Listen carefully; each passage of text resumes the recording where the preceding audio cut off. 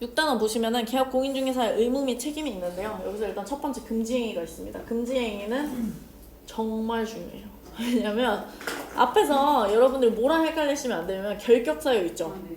결격사유랑 금지행위는 다른 겁니다. 결격사유는 뭐였냐면요. 그 종사를 못하는 거예요. 종사를. 일을 못하는 거고요. 금지행위는 하지 말라는 거예요. 종사를 할 수 있는데 종사하면서 하지 말아야 될 행위입니다. 근데 여기가 왜 문제가 뭐냐면 여러분들이 금지행위는 금지행위 안에 뭐가 있는지 외우셔야 돼요. 왜냐면 앞으로 뒤에 가면은 금지행위는 뭐 몇 년에 몇 천이다 이런 걸 외우거든요. 근데 금지행위가 뭔지를 모르는데 금지행위라는 게 얼마인지를 알면 뭔 소용이에요, 그렇죠? 그래서 금지행위는 외우셔야 돼요. 그래서 여러분들이 지금 당장은 아니더라도 결국에 기본 강의나 이렇게 뒤에 가시면 외우셔야 됩니다. 근데 금지행위는 대상자가 누구냐면요, 개업 공인중개사 등입니다. 등과 아닌 거는 좀 중요하다고 그 수업 시간에도 얘기했는데. 개업 공인중개사 등이라는 건 개업 공인중개사도 있고 소속 공인중개사도 있고 중개보조원과 법인의 임원 또는 사원까지 포함되는 겁니다. 그래서 첫 번째가 매매를 업으로 하는 건데요. 뭐 이런 다른 것들은 어차피 여러분들 보셨을 거니까 제가 응용되는 부분들만 한 번씩 언급을 할게요. 그래서 세 번째 보시면 사례, 증여 그 밖에 어떠한 명목으로도 보수 또는 실비를 초과하여 금품을 받는 행위, 즉 초과보수는 안 된다는 거거든요. 근데 문제에서는 보통 뭐라고 나오냐면요. 일단 첫 번째 초과하여 받았다가 반환을 했어요. 받았는데 나 잘못했다 그냥 다시 돌려줘야지 이렇게 했어요? 그래도 처벌 받습니다. 받으면 처벌이에요, 무조건. 그러니까 받으시면 안 돼요. 두 번째, 초과보수를 요구해요. 주세요라고 하는 거는 행위가 아니에요. 이거는 처벌 안 받습니다. 일단 결론부터 말씀드리면, 왜냐면 요구는 아직 안 받았잖아요. 그쵸? 그렇기 때문에 안 받았냐 받았냐가 중요해요. 받았다가 돌려주는 건 받은 거죠. 처벌이고요. 달라고 얘기하는 건 안 받았잖아요. 그러니까 처벌 안 받습니다. 이게 문제가 되게 많이 나오거든요. 초과보수를 요구하는 행위는, 혹은 초과보수를 약정을 하는 거, 우리 주기로 했어요? 오케이 이렇게 했어요. 이런 거는 금지행위가 아닙니다. 그래서 처벌을 안 받아요. 그다음 세 번째는 상가 관리 대행이 있는데, 아까 뭐 그 초과보수 얘기 잠깐 하셨는데 상가 관리 대행 있잖아요. 우리가 이게 또 약간 솔직히 제가 봤을 때 이런 게 좀 문제가 있다고 보는 게 뭐냐면은 중개 수수료는 초과보수를 받으면 안 돼요. 컨설팅 수수료는 초과보수를 받아도 되죠. 이게 되게 애매한 거예요. 왜냐면 그냥 솔직히 갖다 붙이면 맞는 말이거든요. 그래서 이것도 약간 애매한 건데, 그래서 상가 관리 대행 있죠. 상가를 관리해서 대행해 주는 거예요. 그래서 이것도 약간 애매한 게, 예를 들면 권리금을 원래 받는 게 안 되거든요. 권리금을 이렇게 중개해 주고 나서 중개 수수료를 못 받아요. 근데 상가 관리 대행을 해준 거다라고 하면 할 말이 없습니다. 왜냐면 상가 관리 대행은 중개가 아니기 때문에 법정 보수를 적용하지 않아요. 그러니까 초과보수 받아도 된다는 소리예요. 그래서 약간 이런 것들이 애매합니다. 그래서 상가관리 대행은 초과보수 개념이 적용이 안 돼요. 근데 문제는 그대로 나와요. 법정 보수가 적용이 되지 않는다. 네 번째, 권리금 알선료 있잖아요. 아까 말씀드린 권리금 알선료 이런 거는, 근데 얘가 만약에 상가 임대 중개보수랑 같이 합산이 됐어요. 같이 둘이 합쳐져 있는 거예요. 둘이 합쳐져 있는 건 어디서부터 어디까지가 금액인지 정확하게 애매하죠. 그러니까 이런 것들은 금지행위가 아니라는 거예요. 이런 애매한 것들이 있냐는 거죠. 제 말은 이런 것들이 좀 애매합니다. 근데 어쨌든 그렇다는 거죠. 그래서 그리고 그 밑에 보시면 밑에 다 똑같은 내용이고요. 밑에 보면은 직접 거래랑 쌍방대리 보시면 거기도 제가 써놨거든요. 직접 거래랑 쌍방대리는 말씀드렸듯이 1회 한 회도 됩니다. 한 회도 한 번만 했더라도 처벌을 받아요. 다음 두 번째는 무보수. 돈을 안 받았어요. 우리가 이거 직접 거래를 하거나 혹은 쌍방대리를 하면서 돈을 안 받았어요. 그래도 처벌을 받습니다. 네. 그래서 그런 것들이거나 혹은 의뢰인이 동의했어요. 괜찮아 했어도 처벌 받습니다. 그래서 의뢰인 동의나 무보수를 했다, 이런 1회 이런 게 약간 우리한테는 뭔가 괜찮을 것 같은데 그런 것들도 다 처벌 받습니다. 다음 두 번째는 다른 개공이가 중개를 통한 거래는 허용한다 그랬는데, 이건 좀 중요해요. 다른 개공이가 중개를 통한, 그러니까 제가 만약에 직접 거래를 하고 싶으면은 한 명 끼고 하면 됩니다. 네, 중간에 친한 개공이 한 명 중간에 넣고 이렇게 하면 돼요. 그런 거는 괜찮다는 거예요. 다음 세 번째, 일방대리이 된다는 거죠. 그러니까 쌍방대리가 안 된다는 건 일방대리이 된다는 겁니다. 일방대리는 된다는 건 처벌 안 받는다는 거예요. 가능하다는 거죠. 그래서 그렇게 되고요. 그 밑에 보시면은 탈세, 투기 등의 목적으로 미등기 전매인데요. 미등기 전매라는 거랑 다른 말로 무허가 건물 있어요. 무허가 건물. 약간 컨테이너 박스 이런 거 있잖아요. 무허가 건물이 있는데 이런 거는 중개할 수 있어요. 그러니까 무허가 건물을 중개한다 해서 이런 건 불법이 아닙니다. 미등기 전매랑 무허가는 엄연히 다른 거예요. 무허가는 건물이 되는데 이걸 등기를 안 하겠다는 건 아니잖아요. 왜냐면 미등기는 탈세하겠다는 거고 무허가는 탈세하겠다는 건 아니잖아요. 그냥 허가만 안 받은 거는 내 잘못이 아니에요. 그렇기 때문에 이거는 중개가 가능합니다. 그래서 이런 것들이 문제로 나오지 사실 이 내용 자체가 문제로 나오진 않습니다. 넘겨볼게요. 기본 윤리 의무가 나오는데요. 기본 윤리 의무 같은 경우도 누가 누구 의무인지가 좀 중요하거든요. 그래서 개공이랑 소공이 공인중개사의 의무는 품위 유지 의무와 신의성실의 의무가 있습니다. 이 두 가지는 공인중개사만 의무가 있어요. 그러니까 중개보조원은 품위 유지를 할 필요가 없다는 거예요. 좀 극단적으로 말하면. 물론 그런 문제가 나오진 않겠지만 근데 그렇게 나와요. 품위 유지 의무에는 중개보조원이 있다. 혹은 개업 공인중개사 등은 품위 유지 의무가 있다. 틀리는 거죠. 공인중개사 등이 아니에요. 그냥 개업 공인중개사와 소속 공인중개사만 품위 유지 의무와 신의성실의 원칙이 있는 겁니다. 두 번째, 개업 공인중개사 등 얘네들이 다 필요한 거는 비밀 준수 의무랑 선량한 관리자 의무가 있는데 이것도 문제가 나온다면 비밀 준수 의무 같은 경우는 누설한다면 1년에 1천만 원의 벌금을 받고요. 반의사 불벌죄라고 해서 피의자가 의사에 반하여서는 처벌 안 한다는 거죠. 그러니까 제가 비밀을 누설했어요. 근데 그 의뢰인이 처벌 안 해도 돼요 라고 하면 괜찮다는 거예요. 그건 처벌 안 하겠다는 거죠. 네. 그래서 이 기본 의무는 누가 누구의 의무냐만 아시면 돼요. 세 번째, 중개 대상물의 확인 설명 의무가 있는데 확인 설명 의무자는 누구라고요? 개업 공인중개사. 이건 맨날 바꿔요. 소속 공인중개사로. 공인중개사는 물론 소속 공인중개사는 확인 설명할 수는 있지만 의무자는 아닙니다. 그리고 확인 설명의 상대방은 누구죠? 취득하고자 하는 이유. 이거는 다른 거 보지 마시고 취득만 확인하시면 돼요. 취득. 난 밑에 보시면 방법은 뭘 제시하면 돼요? 근거 자료를 제시하면 됩니다. 여기서도 또 그 앞자 따는 거 저 진짜 싫어하는데 앞자가 맨날 나와요. 그분들이 자꾸 앞자를 따요. 그래서 그런 거 별로 안 좋아하는데 제가 나중에 이런 거 다 바꿔드릴게요. 근데 어쨌든 지금 잠깐 보시면 여기서도 그래서 확인 설명 사항의 내용이 나오는데 기권공 벽수도가 나옵니다. 이게 왜 기권공 벽수다라고 나오냐면 뒤에 가시면은 거래계약서 나오잖아요. 거래계약서도 나오고 뭐 뒤에 가면 또 다른 것도 나오거든요. 그런 거 보시면 다 기권공 벽수도가 다 공통적으로 나오는 게 그거거든요. 그래서 기권공 벽수도는 아셔야 돼요. 그다음에 확인설명서 보존 의무는 몇 년이죠? 3년. 기간은 공법이든 중개사 실무든 지금 기간은 어느 정도 기억하셔야 돼요. 확인설명서는 3년, 거래계약서는 5년입니다.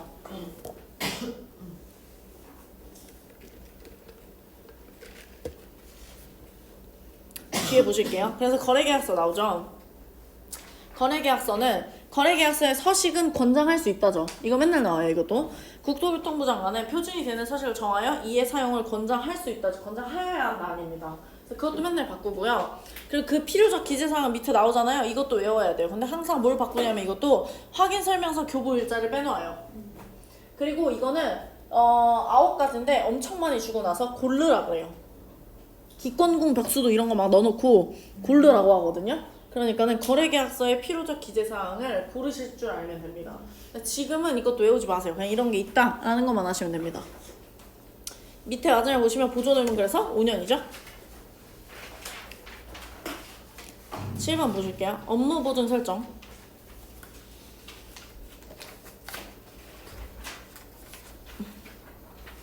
업무보존 보시면은 일단 손해배상 책임 요건을 보시면은 얘는 과실이 있어야 되죠? 이것도 맨날 바꾸는 게 경과실.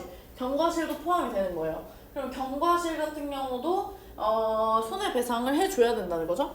네. 그래서 그거에 맨날 바꾸고요. 재산상의 손해가 발생합니다. 정신적 손해는 배상하지 않아요. 네. 그래서 그렇게 맨날 나오고요. 그 다음에 공탁 부분에서 공탁금 회수 제한은 몇 년이죠? 3년. 이것도 맨날 이것만 나옵니다. 이거는 정말 할 게 요것밖에 없어요. 너무 많이 안 하셔가지고 뭔가 예시를 정말 많이 들긴 했는데 내용은 정말 없습니다. 여기서 나올 만한 게 없어요. 이렇게 쉬운 건 안 나와요. 그래서 이게 공탁은 회수 제한이 3년이다. 근데 얘네들 다 구상권 행사 가능하다 그랬죠? 구상권이라는 건 뭐예요? 보험회사가 나한테 야 내가 대신 내준 돈 내놔 라고 하는 거예요. 네. 그다음 밑에 업무 보증 설정 시기가 있는데요. 중개 업무 개시 전에 업무 보증해야겠죠. 그다음에 설정 금액은 법인은 2억이고요. 분사무소 하나 설치할 때마다 1억 원씩 추가됩니다. 근데 그것도 나중에 하실 거니까 지금 그렇게 중요하진 않아요. 근데 어쨌든 보증금 설정 금액이 이렇게 다 다르다 정도만 아시면 돼요. 법인은 2억이고 분사무소마다 1억 추가해야 되고 개인은 1억이고요. 지역농업 협동조합은 우리가 그 전에 완전 첫 시간에 했는데 1천만 원 이상입니다. 그다음 밑에 보시면은 업무 보증 같은 경우는 당연히 이거는 그냥 자동차 생각하시면 된다 그랬죠. 자동차 저도 이제 곧 만료인데 그 만료 기간 안에서 갱신을 해야 돼요. 그쵸? 요즘에 불법이죠. 이거 이렇게 하루라도 갱신 안 하면. 그래서 그러기 때문에 무조건 만료 전에 갱신을 해야 됩니다. 그래서 그렇게 되고요. 그다음 맨날 바꾼 이게 나와요. 금액의 보전은 며칠 안에 해야 돼요? 15일 안에 그 보전을 해야 됩니다. 보전이라는 건 돈 갚아줬으니까 다시 채워놔 라는 거예요. 채워놔. 넘기겠습니다. 너무 스무스하죠. 갑자기 공법하다가 넘어와가지고 너무 편해가지고 이게 뭔가 너무 편하죠. 그렇죠? 그다음에 반환채무 이행의 보장 보시면요. 이것도 예치 권고가 있는데요. 제가 한번 이거 당한 적이 있거든요. 그러니까 당했다고 표현하기보다는 예치 권고를 받은 적이 있는데 그때는 저도 이런 지식이 없어가지고 좀 당황스러웠어요. 갑자기 계약금을 자기가 보관하고 있겠다는 거예요. 그래가지고 좀 약간 저는 근데 이게 좀 그런 게 이거 보시면 아시겠지만 일단 볼게요. 예치 권고라는 게 권고할 수 있는 거죠. 근데 이게 의뢰인이 동의를 안 하면은 하면 안 하는 거거든요. 근데 거기서 무조건 해야 된다고 자꾸 얘기를 하더라고요. 그래서 어쨌든 그랬고 그 다음에 거래 명의자 같은 경우는 여러 가지가 있는데 맨날 바꾸는 게 거기 보시면은 거래 당사자라든지 변호사라든지 공탁기관은 안 돼요. 이게 공탁기관은 뭔가 될 것 같은데 공탁기관 안 되고요. 변호사한테 돈을 맡기진 않습니다. 그렇잖아요. 말이 안 돼요. 그거는 변호사가 갖고 튀면 이것도 답이 없거든요. 네, 변호사가 갖고 튈 수도 있어요. 그렇기 때문에 그건 안 되고요.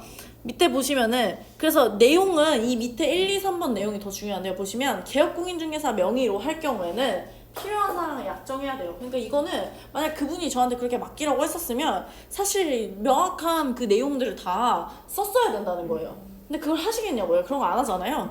두 번째, 자기 소유의 예치금과는 분리해야 돼요. 이게 중요합니다. 이거 되게 많이 나오거든요. 자기 소유의 예치금과는 분리해요. 당연하죠. 제가 제 쓰던 통장이 있는데 갑자기 계약금을 한다고 해가지고 제 통장으로 입금하라고 하면 누가 믿고 하겠냐고요. 그거 말이 안 되잖아요. 내 카드값이 그럼 나갔다가 막 들어왔다가 막 이러는데 말이 안 되잖아요. 그래서 그런 건 안 되는 거고요. 그래서 그리고 동의 없이 인출해서는 안 됩니다. 네. 동의 없이 인출해서 안 되고요. 다음 세 번째 보시면 보증보험 또는 공제에 가입하거나 공탁해야 돼요. 그러니까 본인이 그 공인중개사분이 받으셨으면 그거에 관련해서 관련해서 보증보험을 가입을 해야 되는 거죠. 그리고 그거에 대해서 미리 수령을 받으려면 또 뭐 해야 돼요? 보증서를 교부를 하고 미리 수령을 받을 수 있는 거죠. 그러니까 한마디로 뭐예요? 아주 귀찮은 일이라는 거예요. 그러니까 대신 받아주지 말자는 거죠. 대신 받아주려면 아주 귀찮은 일이다. 이런 거 솔직히 하나하나 걸고 넘어지자면은 걸고 넘어질 수 없는 게 없습니다. 그럴 때 웬만하면 이런 것들은 저 같으면 안 할 것 같은데 어쨌든 그렇습니다. 중개수수료를 계약할 당시에 달라고 하는 거는 요즘에는 다 계약 당시에 받아요. 중개수수료 계약 당시에 받더라고요.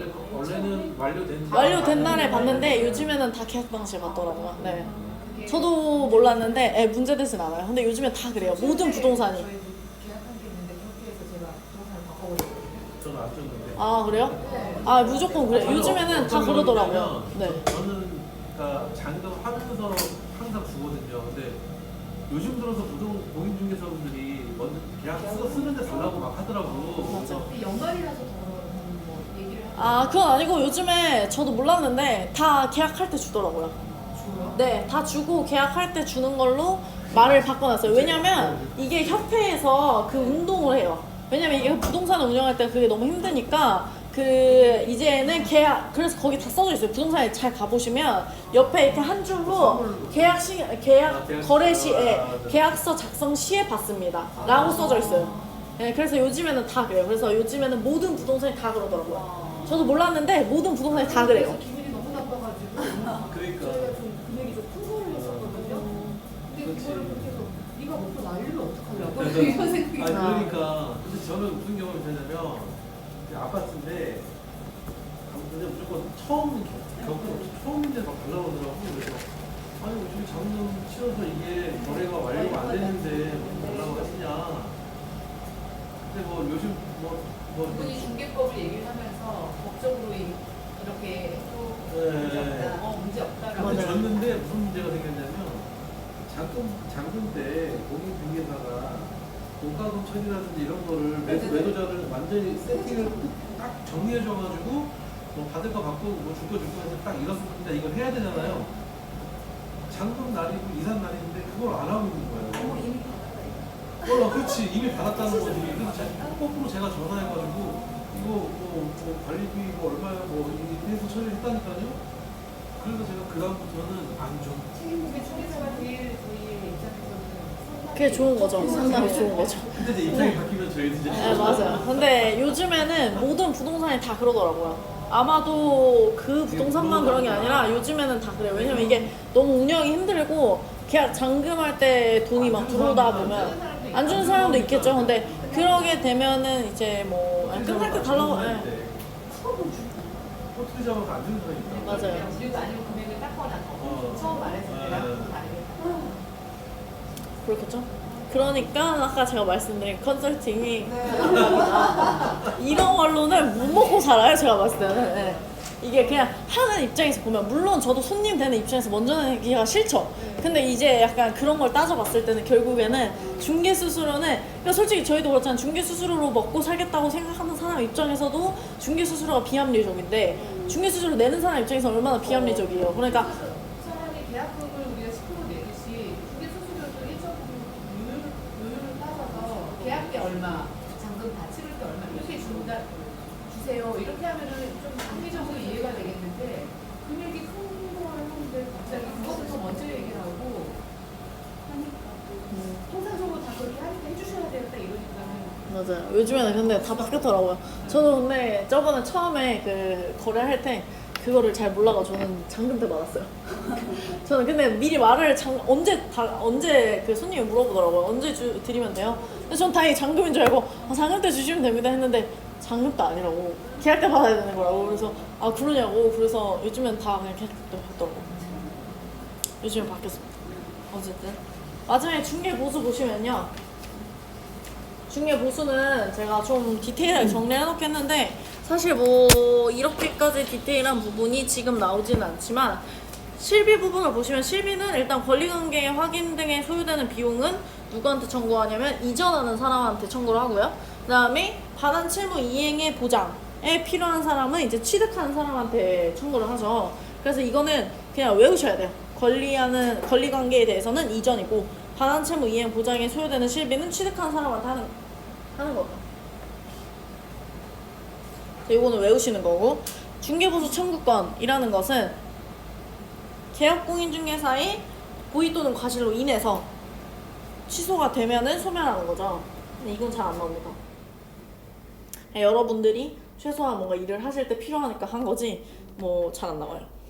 그리고 주택 부분을 보시면 주택 부분을 제가 좀 더 그냥 옛날에 정리했던 걸 가져온 건데 뭐 크게 중요한 부분이 있는 건 아니고요. 그 0.9, 0.8, 0.9, 0.8 있었잖아요. 0.9 그것만 지금은 아시면 돼요. 그래서 일반 주택은 일단 0.9, 0.8 뭐 이런 거 있었잖아요. 1%, 2%, 3%. 근데 지금 뭐 그것도 사실 시도 조례라서 큰 의미가 있진 않아요. 그리고 그게 뭐 매해 조금씩 막 변동되고 그러거든요. 그래서 지금은 일단 외우지 마시고 그게 아마 기본서가 나오면 기본서에서 나오거든요. 그럼 그 표를 가지고 외우시면 되고요. 지금은 한 가지만 일단 기억을 하시면 고급 주택의 기준이 몇이죠? 9억이라 그랬죠. 그래서 9억이라는 것까지만 아시면 돼요. 왜냐면 세법 가면은 고급 주택이 또 나오거든요. 그럼 거기 가면은 세법이 또 고급 주택을 하는 기준이 6억일 때가 있고 또 9억일 때가 있어요. 그래서 이게 기준이 좀 달라가지고 고급 주택을 하는 그 금액이 얼마냐가 좀 달라서 여기서는 그냥 고급 주택이 9억이다만 아시면 될 것 같아요. 그다음에 밑에 보시면 오피스텔이 주거용이 있고 업무용이 있는데 이 오피스텔은 안 바뀌어요. 그래서 여러분들이 아시면 매매 교환에 대해서는 0.5고 그 외에 임대차 같은 경우 0.4%를 받는다. 내에서 협의를 받고요. 그다음에 업무용 같은 경우 무조건 0.9% 안에서 협의를 받는다. 라고 했죠? 그다음에 밑에 보시면은 이것도 중요한데 이게 왜 그러냐면 이것도 세법이랑 나중에 좀 헷갈리세요 여러분들이. 민법에서 또 나오거든요. 이런 게 똑같이 나오는데 다 내용이 좀 달라요. 그래서 좀 보시면 주택 면적이 2분의 1 이상이면 이상이 중요한 거예요. 이상이라는 건 2분의 1이면 주택으로 보겠다는 거예요. 자, 딱 반이어도 주택이에요. 근데 2분의 1 미만이에요? 그러면 주택 외로 보겠다는 거죠. 각각 보이네, 각각. 그래서 그렇게 따지는 겁니다. 그래서 거기 예시가 있는데요. 그 예시는 이제 나중에 보시면 되고, 어쨌든 지금은 그냥 2분의 1 이상으로 했을 때는 무조건 주택으로 본다 까지만 기억을 하시면 돼요. 근데 이게 나중에 가면은 주택 그 2분의 1 초과인 경우가 있고요. 2분의 1까지는 뭐 그냥 주택이 아닌데 뭐 이런 경우가 있어요. 그래서 그게 좀 헷갈리시니까는 지금 여기서 2분의 1 이상이 중요한 겁니다. 밑에 보시면 임대차의 경우에 이거 중개보수 계산하실 때 임대차가 그래서 가장 많이 나오거든요. 그래서 원래는 기본은 월 차임액이 얼마를 곱하는 거예요? 100을 곱하는 거예요. 근데 100을 곱해 봤더니 얼마가 안 돼요. 5천만 원이 안 돼요. 5천만 원이 안 되면 얼마를 다시 100을 곱한 걸 지우고 다시 뭘 곱하겠다는 거야? 70을 곱한 다음에 더하겠다는 거예요. 그래서 거기 예시를 들었죠? 그러니까 원래 무조건 임대차가 나오는 순간 일단 월 차임액에 몇을 곱해요? 100을 곱하는 게 우선이에요. 100을 먼저 곱해보고 그 다음에 보증금하고 월 금액에다가 100을 곱했어요. 둘이 더했더니 5천만 원이 안 돼. 그러면 다시 지우고 월 차임액에 70을 곱한 다음에 그 보증금이랑 더해서 계산을 하겠다는 겁니다. 네. 그러니까 기준은 무조건 100을 곱하는 거예요. 70을 먼저 곱하지 않습니다. 되셨죠? 그래서 오늘은 여기까지입니다.